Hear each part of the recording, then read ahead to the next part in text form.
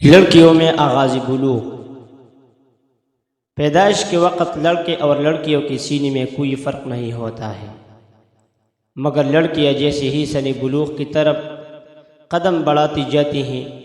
ویسے ویسے ان کے پستان گیند کی طرح گولائی لی ہوئی بڑھنے لگتے ہیں، اور ہندو پاکستان میں جب لڑکی 13 یا 14 سال کے قریب پہنچتی ہے تو اس کے اندام نہانی سے قدر سیاہی مائل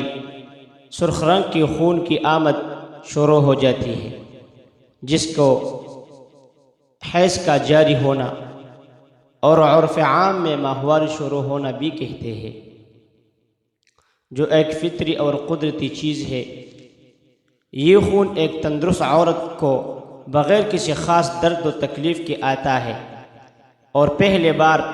جتنے دن آتا ہے اکثر اتنے ہی دن آئندہ بھی آتا رہتا ہے،